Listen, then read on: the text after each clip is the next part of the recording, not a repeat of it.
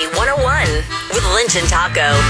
On Orlando's rock station, 101.1 WJRR. Hey, wanted to alert you to something. If when you miss a segment on this show, go back and grab the podcasts, which are available at WJRR.com/podcasts or through the free iHeartRadio app. Just search Lynch and Taco. We also have made them now available, our segments, on the JRR YouTube channel. Oh, that's right. Okay, so if you're more partial to using YouTube, posting all of those there as well now, including this segment. It'll be up right after we get done with it. And if you miss... It's going to be so good, you're going to want to just immediately listen to it again. That's setting up for failure. You know, if you missed the last Idiotology, because it was early, it was in the 5 o'clock hour, you're probably going to want to hear it because it was... girthy. It was wild. WJRR.com/podcast or on the JRR YouTube. You know, an odd thing that we humans do, most of us anyway, and a lot of times are sorry for, is out of frustration or anger, we will sometimes break something that break or destroy or wreck something that is quite pricey. And then, you know, it feels good at the time maybe to get your frustration out, but then you're like, why did I just do that? Right. I just cost myself $100. And most of us have done this at least a couple times in our lives. The legendary one is when my old next door neighbor, when I lived back in the Winter Park Pines, my old neighbor was trying to start the weed eater, right? Or the edger. And it kept going and going and going. And I watched this from my driveway. I just happened to walk out of the driveway right when it was happening. He doesn't know I'm sitting there watching. He's pulling. He goes, picks it over his head. Bam! And just watched it break into pieces. And I kind of didn't even want to act like I saw it. And then all of a sudden he turned around and he goes, yeah, I'm going to regret that. It's great. So we've all been there, right? And there's, them stick edgers. I'm going to run you a couple, hunch. So, woman in Orem, Utah, was annoyed with her smartphone to the point where she decided to take her wrath out on it by shooting at it.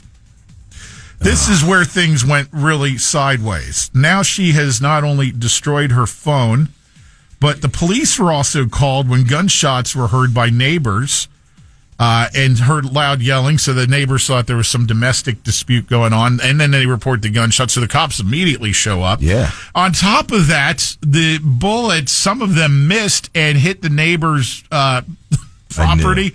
And luckily no one was killed. But now she's got the destroyed phone and she's being charged with unlawful discharge of a firearm. And if she's like me, her phone, she refuses to pay the extra money for the extra storage. So she's going to lose a lot of that info. If that lady's going to shoot a gun, be dumb enough to shoot a gun at her phone, she probably doesn't back her phone up like me. You still don't do that. Nah, I don't know how. It says it sends it somewhere, then... Anyway. Don't get me going on that. We have more tech-related news coming up in Tech It Out later this hour. Mm-hmm. Today is National Tattoo Removal Day, among other things. Mm-hmm. There's always, we point out all the time, there's a million things that are today. Is the following really cool or just flat out creepy? Woman's husband died unexpectedly while he was in his 50s. Her name's Angelica. She's 35. Her husband, TJ, passed away. And he was a big tattoo enthusiast. Had like 70 tattoos. Mm-hmm. She decided to have one of her husband's tattoos cut from his corpse and framed as a tribute and a keepsake for her and her son. She had his Pittsburgh Steelers tattoo cut off from the corpse and then treated, and it's now in a frame as a keepsake memorial to him. So I ask. Creepy. I don't care what you say. Here's what she says. We really had my husband's tattoo preserved. On Friday, after everybody left and I was doing my goodbye, is when the mortician and I stood there and I got to outline the exact tattoo I wanted. My husband having over 70 tattoos, I wanted the surrounding tattoos in it as well. So you outline it and then the tissue is removed, and Save My Ink Forever sent the funeral home a preservation bag and sends it to Save My Ink Forever. When they showed us his tattoo, it was undescribable as to what that felt. There's obviously a market for this through Save My Ink Forever, which has monetized it. So this is just, I'm sorry. First of all, I got so many angles on this. Pat, if you love his tattoo that much, go to a tattoo artist with a picture of it and say, can I get this tattoo? Second, if you're a guy, she's only in her 30s, he was in his 50s, so she's going to continue to date down the road once she comes out of, the horrific things she's gone through. You go over to this lady's house, and she's got a, hey, what's that in the frame? Oh, that's my old husband. I'm out. I am, whoa. Whoa. Good luck, ma'am. I'm not going to comment. I have 0 tattoos. Well, you're asking the listeners to comment. You have to. Well, plenty listeners have tattoos, so many of them might find this cool. That is so creepy. I don't think I have an opinion on it. It's to each his own, man. At 22526, that is so creepy. Somewhere, just have a picture of the tattoo with them. Mm-hmm. Here's one that might get some thoughts generated from some of you.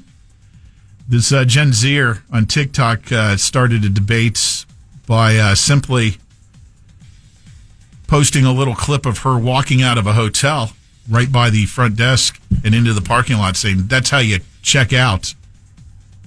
Could you give me that again? Because I'm reading all the texts that were coming in. I apologize, but that's my other part of this job, and they're coming in.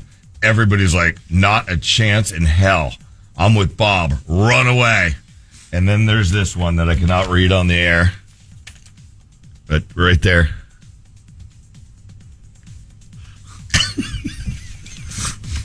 It's a way to have some empathy, sir. Yeah. So I know that didn't come from a female listener. That was definitely from a guy. One more time on the hotel lady. What now? Jed Zier on TikTok posted a thing. Basically, it ignited a debate on the proper procedure and etiquette of checking out of a hotel. Her basic stance is checking out at the desk is for old people. Mm-hmm. That it's perfectly fine just to walk out. And obviously, people had opinions on that. I mean, what do you do? I call the front desk and say, "Hey, any checkout procedure." That's it. I have one parameter. When I'm leaving, if there's someone at the desk, I drop the key and say I'm leaving. Yeah. If there's no one at the desk, I drop the key and leave. Exactly.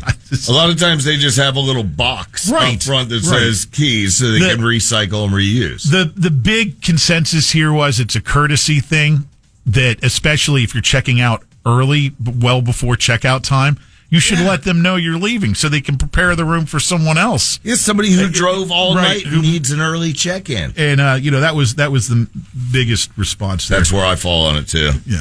So anyway, I never really thought about it, but got people going. Not like a memorial tattoo hanging on the wall. Your late husband's skin. Well, go Steelers.